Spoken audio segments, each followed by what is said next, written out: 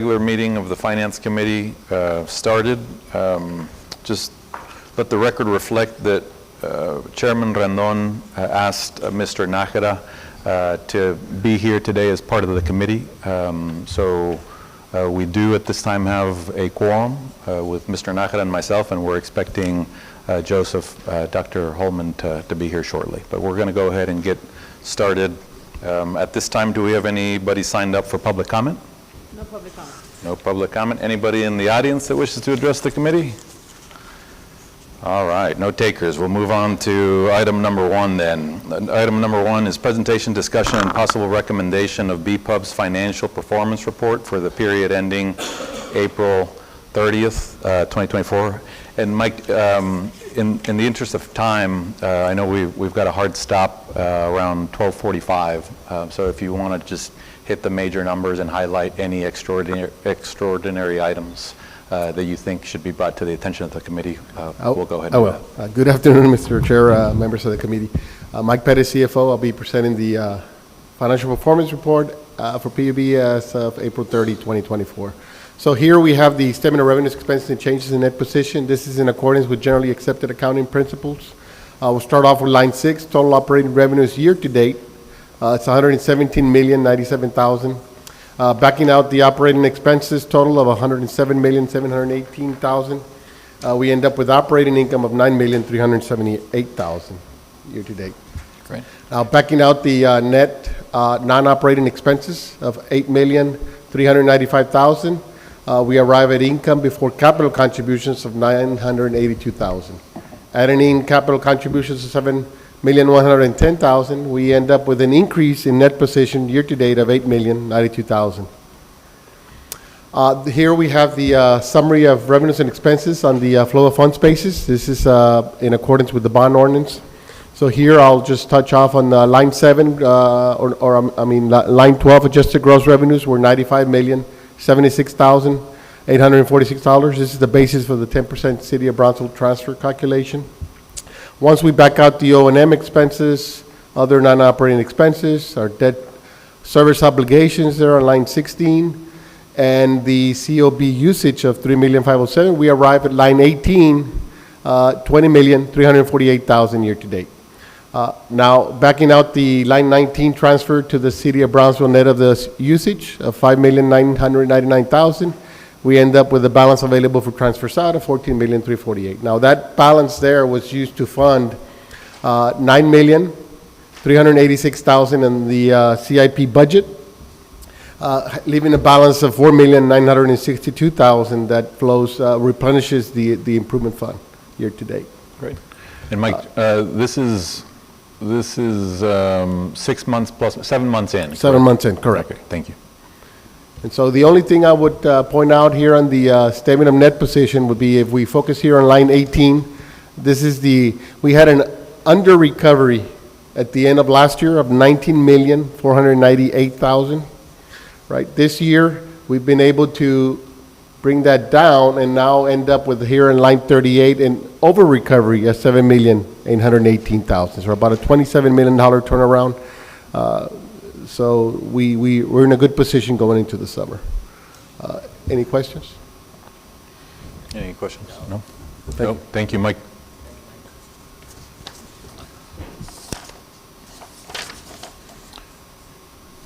Okay, that does it for item number one. Item number two is the presentation, discussion, and possible recommendation on the 6-month budget review process. George?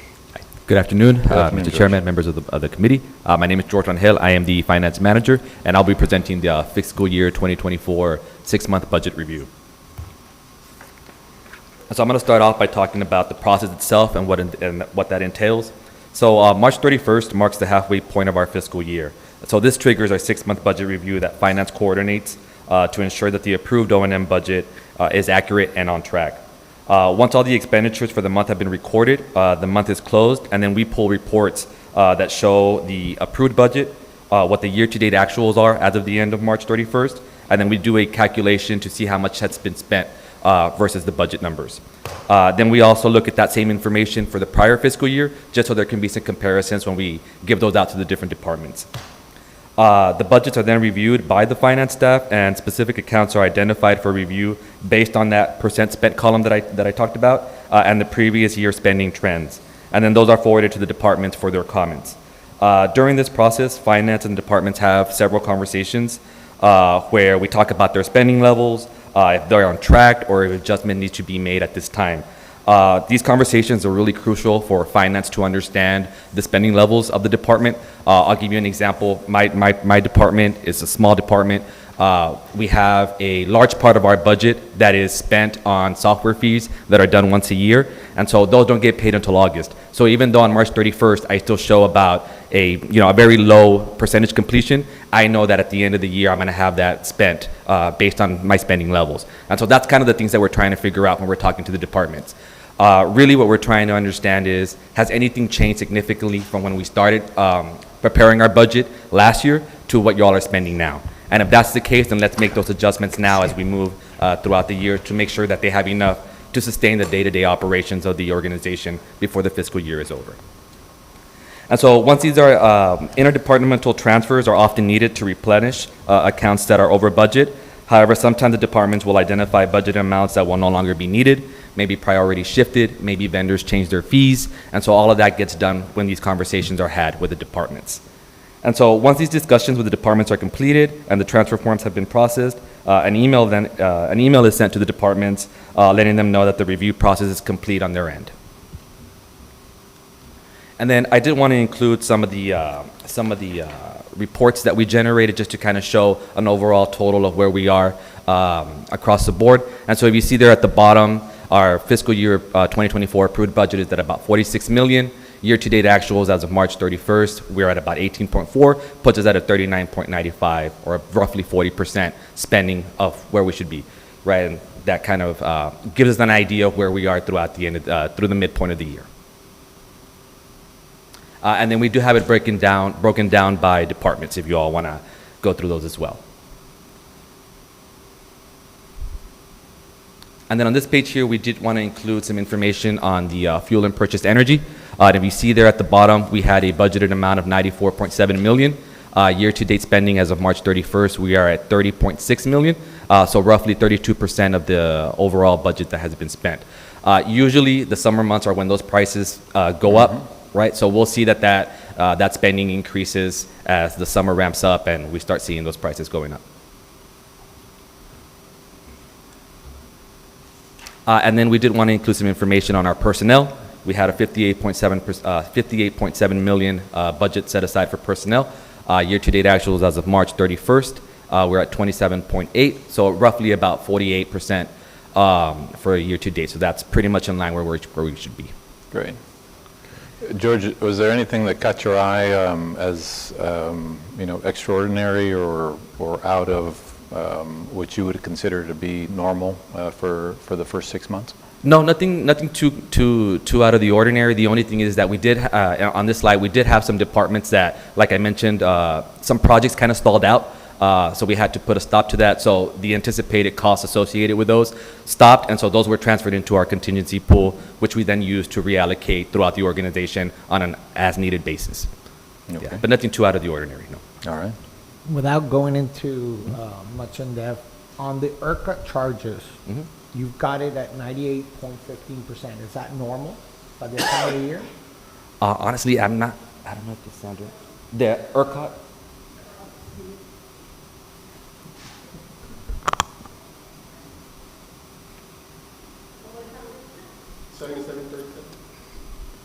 We're at 98%. Is that normal by this time of the year?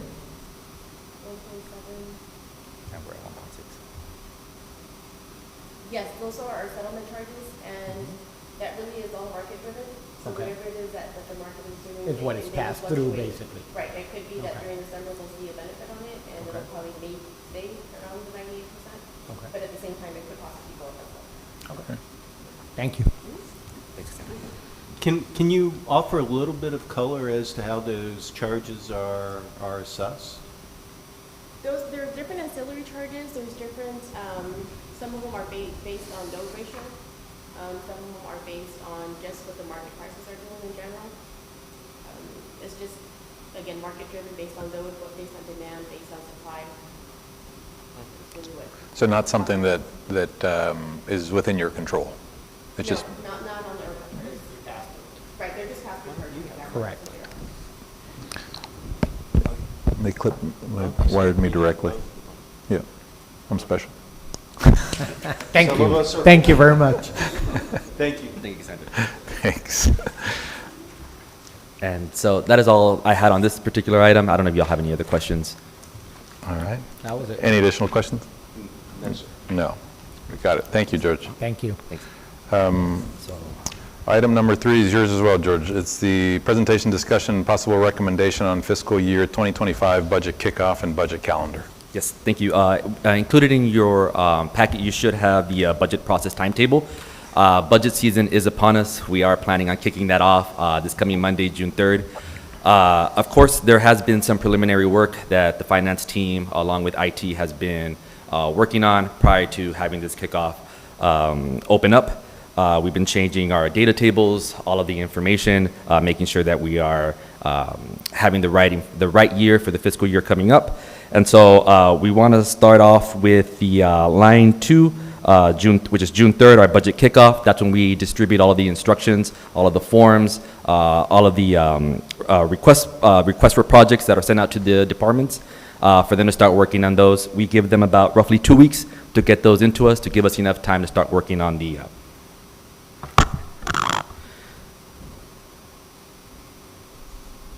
thank you.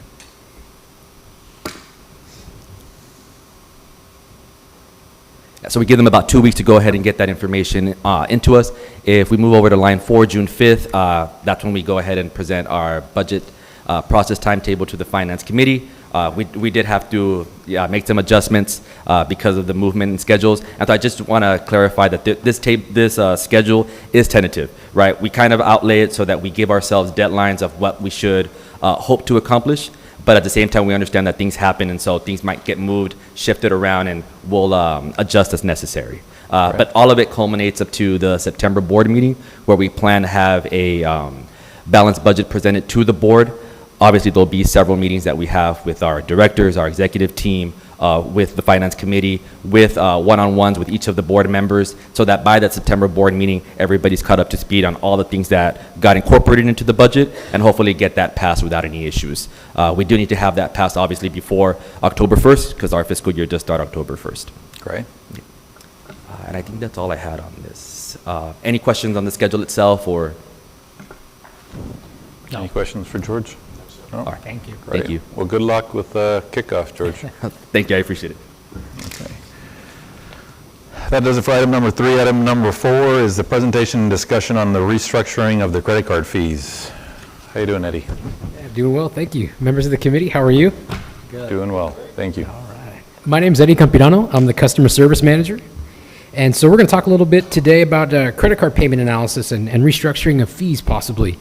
So we originally brought this to the committee in September 6th of last year, so we're just revisiting this, of course, with updated numbers now. So with our updated numbers at the end of fiscal year 2023, so we had total billable accounts of a little over almost 73,000 accounts, which accounted for almost 800,000 total payments received throughout that 12-month period. So a little bit of breakdown of how customers are paying. So overwhelmingly, we can see that most customers are paying online and through the IVR, which is our phone system, with a credit card. So if we combine that with our point of sale system's credit card, we can see overwhelmingly that customers are certainly paying with a credit card, which is almost 59%, which is 58.5%. We do offer other methods of payment, as you can see, online EFT, ACH, Wells Fargo Lockbox, and Internet Bill Pay, of course, checks, cash, substation locations, which are our satellite locations like H-E-B, Walmart, those type of places that customers can pay, and also wire transfers, which typically are reserved for our larger customers, our key account customers, and things like that. So that's kind of the breakdown there. So moving forward, this is kind of a current state, how we operate at the moment right now. So cost to customers at the time of payment that are paying with a credit card, again, specifically online or over the IVR, is it's zero. We don't charge the customer at all. This is a cost that is absorbed by BPUB. So right now, per transaction is $1.65. And the number of credit card transactions we allow in a 30-day period is 2 transactions with a max cap of $1,000. If you guys remember, we did change that max cap in November of 2022 during the moratorium, that period of time, where it used to be a $500 cap. We did raise that to accommodate a little bit larger segment of customers to kind of have that option to pay off their balances with a credit card. So we've actually kept that cap, continuing on today. The cost of BPUB for e-check and ACH is 33 cents. So if a customer wants to pay with their ACH or an e-check, it's 33 cents per transaction as opposed to $1.65 on the credit card side. Now, also, if a customer does pay over the IVR system, not through online, but over the phone, there's also an additional surcharge that BPUB absorbs of a quarter. So that, again, that's kind of current state. So looking at it, what we're paying or absorbing BPUB, the online and IVR credit card cost from FY 2019, you can see that incremental growth there to the end of FY 23. And you'll notice some significant jumps, especially between FY 2020 and 21. That was obviously due to COVID. We had a lot less foot traffic kind of come in, so it was to be expected. And of course, you can see that pretty significant growth there between FY 2020 and 2021. Then also we had another jump between FY 22 and 23, and that was due to we raising that threshold from that max cap of 500 to 1,000, because it used to be $1.45. Then it, again, since we increased that threshold to 1,000, that charge went up to $1.65. So that's why you kind of see that a jump there, because our cost did go up by increasing that threshold. So our total credit card, IVR, and online fees paid by PUB during that 5-year span was a little over 3.1 million. So point of sale credit card fees. Now these are 2 different systems, of course. That's through our online and IVR, which that payment processor is Invoice Cloud. The one that we use for our in-house or point of sale systems is through Wells Fargo, which is called Clover. Obviously, we have a lot less foot traffic than we do have people paying online, but these are the fees that we paid, and it's a different fee structure. You know, with Wells Fargo and through the Clover system, there's about 25 different interchange fees depending on the type of card. If it's say a Discover or a debit card or a Visa or things like that. So I didn't want to put that on there because it's extremely busy, but it's a different type of fee structure there. But that's what it looks like there for FY23 and increasing over the last 5 years. So total combined, of course, with their Clover system and Invoice Cloud, BPUB paid about $3.3 million in credit card fees over the last 5 years. And again, we talked about that percentage of increase in growth. Obviously, you can kind of see what those percentages were, and we talked about why. You know, COVID between 2020 and 2021, and of course, our cost increased when we decided to move that cap from 500 to 1,000 in November of 2022. So their cost kind of went up there a little bit. So that's kind of what we've been absorbing over the last 5 years. So this is what we're recommending, and again, it's no different from our recommendation on September 6th. If we decide to keep the cap the same, which is $1,000 at 2 transactions within a 30-day period, the credit card transaction fee again would be paid by the biller, but it'd be 1.95%. I would like to mention, pulling with Invoice Cloud is pretty significant. They have a lot of customer base. I think they represent almost 2,000 customers that they have nationally. We would be the lowest in the state and also one of the lowest in the country as far as credit card fees. We found that the average is around 3%. We've looked at other entities, especially local entities in Cameron County, things like that. What are they charging? And they're in the 4% neighborhood. So at 1.95%, it would still be pretty attractive by comparison. So it'd be 1.95% or $2.50, depending on the amount of the bill, whichever is higher. Again, keeping the cap at 1,000. Now, the surcharge over the IVR would increase from 33 cents to 95 cents. And again, this is just for credit card transactions. We would continue to absorb that cost for EFTs. Oh, I'm sorry, for correct EFTs. Customers paying with an e-check or something like that. We would still continue to absorb that fee. So it's really important to note that we still have more free options for customers, and we'll get into that here in a little bit here. But for examples here, those last two boxes there, what it would look like for a customer with a $100 bill, $200 bill, $500 bill, and a $1,000 bill. So as you can see there, with that's what it would look like essentially for a customer that would be paying with those type of bills. And please note, an average ticket or an average bill for customers that are paying online with a credit card is $191 at the moment. So just kind of give you an idea what an average looks like. So say for a $200 bill paying online with a credit card, it would be an additional $3.90. So that's what it would look like there. And of course, on the other side, through the IVR, it would just be an additional 95 cents, surcharge increase there. So that's what that would look like on that side. So we would be doing this, if approved, of course, recommended to go to the board June 3rd. If that does happen, we'd be looking at it in phases. And the reason, again, we would be doing it in phases because we have two different vendors. For phase one, it would be tackling, which is 55% of most of the customers that pay with a credit, or 55% of customers is online, and then the IVR, again, those are the ones through Invoice Cloud. And that's more of an administrative implementation. It's just letting them know that we want to proceed with this route, and they would handle it on the back end.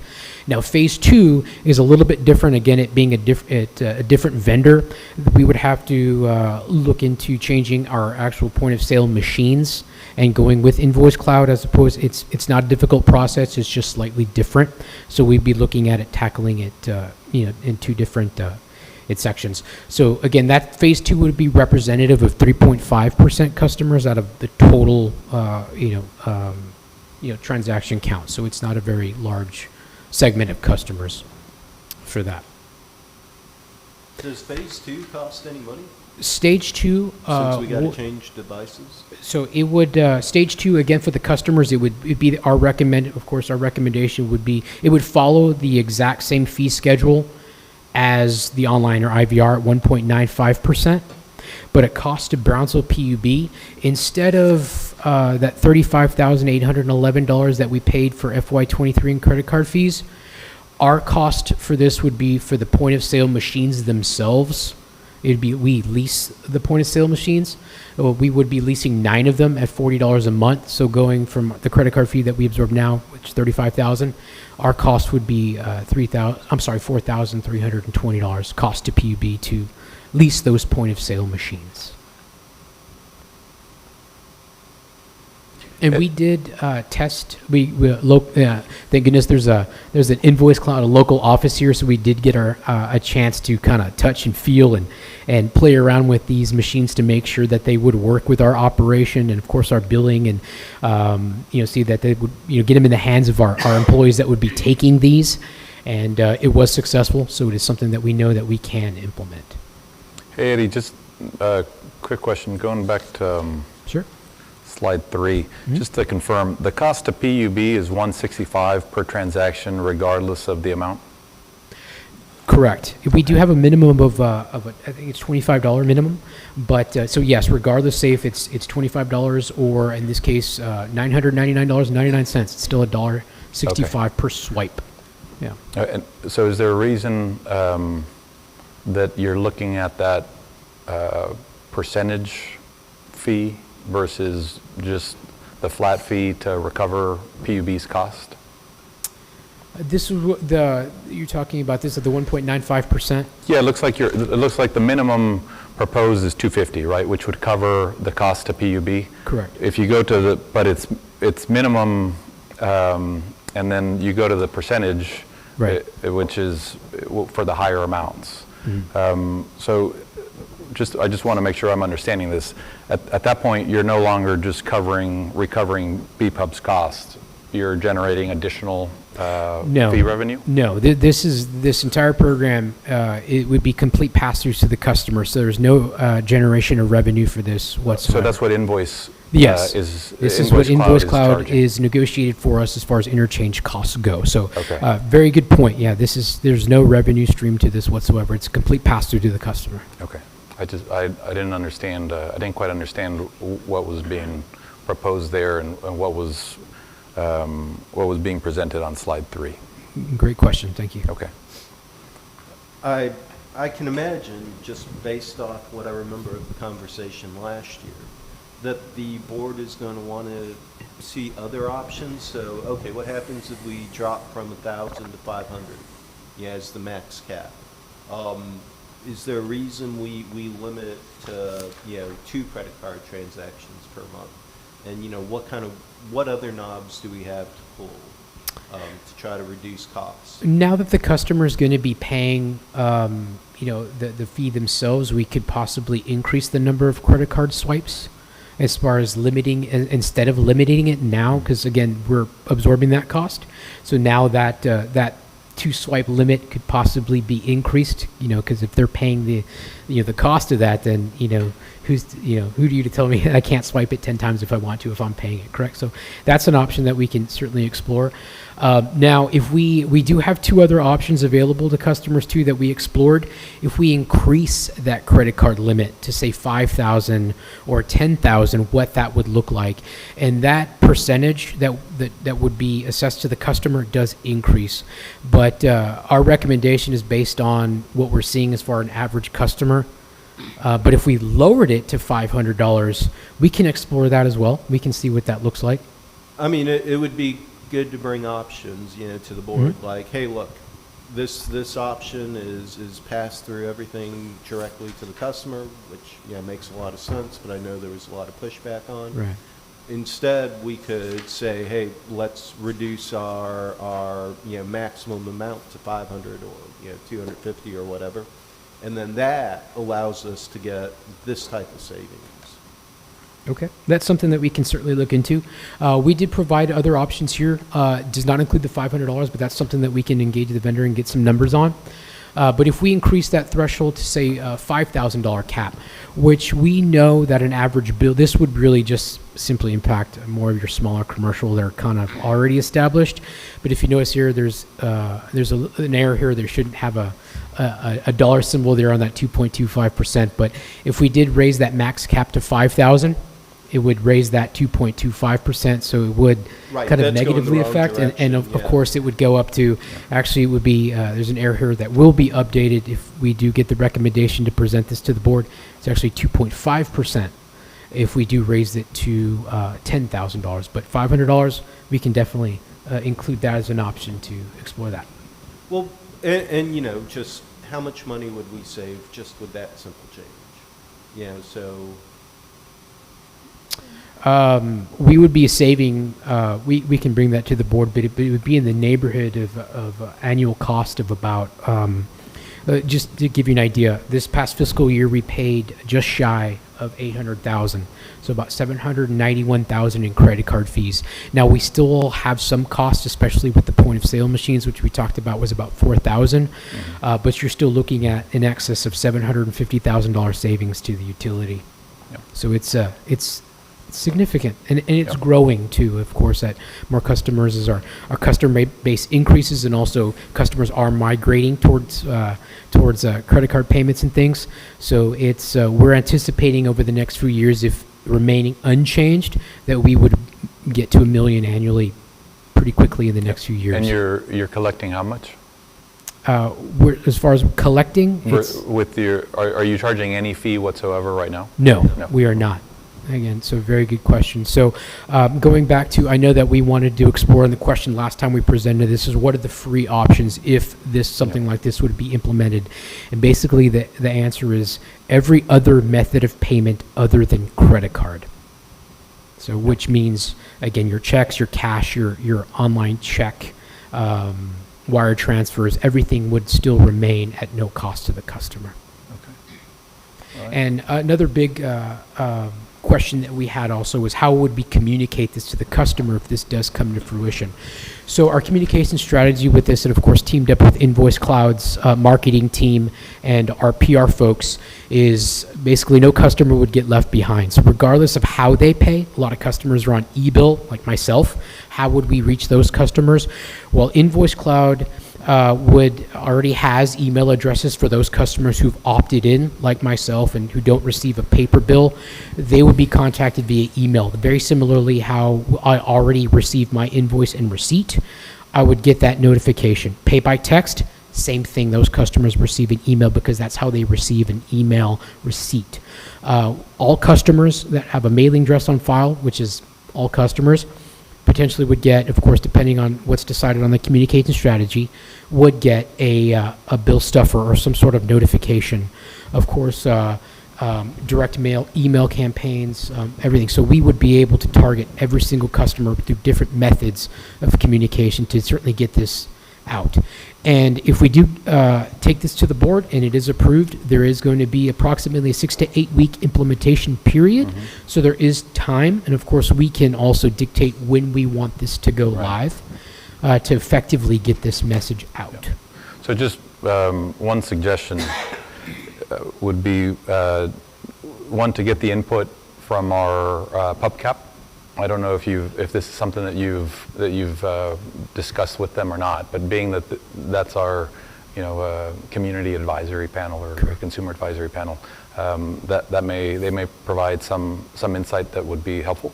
And two, my suggestion would be that you line it up with the budget year so that you can, rather than implement it mid-year or during the summer months when our customers are seeing their bills at the annual highs, perhaps think about implementing in line with your budget so that you can also reflect the revenue to be generated or the expenses to be covered with the budget, or implement it towards the beginning of the calendar year, if that makes sense as well, rather than implementing in the next couple of months. Sorry, Director of Customer and Support Services, Estrella Solórzano, oversee. Just to clarify, this is not a BPUB fee for which we generate revenue. This is a credit card fee that we are paying on behalf of the customer. Yep. So it's important to note that we pay it for whomever chooses to pay with a credit card, but it's something that we do recover, and we recover to rate, so everybody's paying for it. So by doing this, only the customers that choose to pay with a credit card would pay the credit card fee, so it wouldn't be a distribution, it would be a fair payment, right? Yep. So I just want to make sure that we clarify. And one more thing, we can go to PubCap, just that there is no guarantee that we are going to be able to maintain what is currently offered at the 1.95, because it is the best, like Eddie said, it is the best rate right now nationally for any customer that Invoice Cloud serves. So when we do come back, there might be a change or an increase in those numbers. Yep. Just wanted to make that. Yeah, and that's just it's my suggestion. It's not a recommendation from the Finance Committee or any other member of the board. I'm just sharing my thought. No, I agree with Patricio. Just reaching out, discussing this with PubCap, having them help us figure out how to message this, all of that will be very important. Okay. Correct, yeah. Again, it would just be remiss to let us know that that's not kind of the locked-in thing, but absolutely, we could certainly something we can take to PubCap. Yep. Any Great. other questions? Any thoughts? Alex? Nope. All good. Thank you. Thank you. Thank you. Thank you. All right, that does it for our items for presentation and discussion. At this time, 12:33 p.m., we'll be entering a closed meeting for discussion of the two items as listed on the agenda. As always, thank you to everybody for being here while we're in executive. If it's okay with your department head, you feel free to to go back to your office or to your day. We appreciate your time for being here and answering questions of the committee. Thank you. Thank you very much.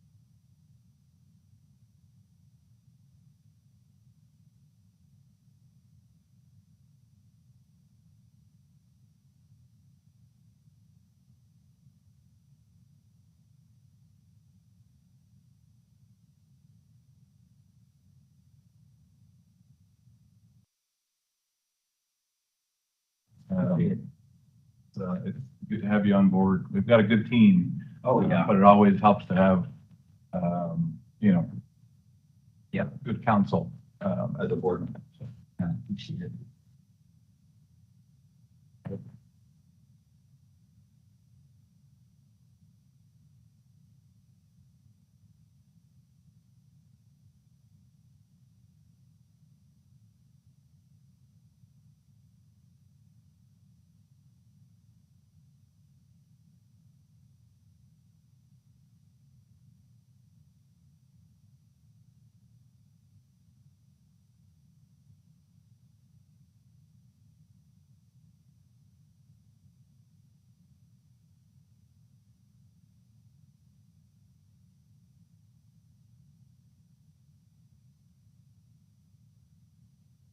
Do we have that noted in the minutes?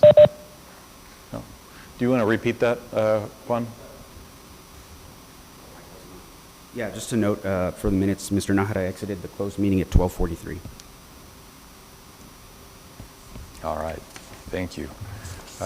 At this time, 1:11 p.m., we're back in open session. Number 5 is discussion and possible recommendation on closed meeting items. There are none. And number 6 is discussion and/or request for future agenda items. I believe there are none. We do have something, I mean, a little bit special something for you. This is your last meeting for being the chair of the Finance Committee. That is true. And We just wanted to make sure that we thank you appropriately for your service to this committee and to this board.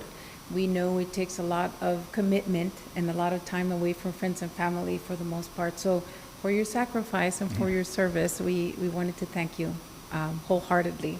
And we have some tokens of appreciation, not for you this time, because I know you have them all, but for your children. All right. So thank you. Well, thank you very much. That means a lot. and this Very is much because, for the appreciated. children, because they're the ones that are also sacrificing their time away from their dad and your commitment to now be serving on T-ball. So there's a couple of things there. And so now, Dr. Holman is not going to be the only one with a little, light bulb lighter in there, so you get to see all the items. All right. Plus, some of BPUB's strategy is to really convert them into being BPUB supporters when they're young. So Absolutely. twofold. Well, for your thank you service. very much. That's very much appreciated. I'll go through it and swipe all the things I like first and hand it over to them this afternoon. Thank you very much. And it has been a real pleasure, as I mentioned at the board meeting, serving not only as a board member, but also as a member and chair of this committee. As I've said before, I appreciate all of the time that executive team and staff puts into this. And it's been a pleasure to work alongside all of you, and I consider myself a proud member of the BPUB team, and I've enjoyed every minute of it. So I'm not going anywhere. I'm still in Brownsville. I'm still a BPUB customer, so feel free to reach out if there's anything I can do to help, and be signing up for public comment if there's any trouble with my BPUB service or anything that I need to communicate to you guys. So again, thank you very much. It's been a real pleasure. With that, this meeting of the Finance Committee is adjourned. Thank you.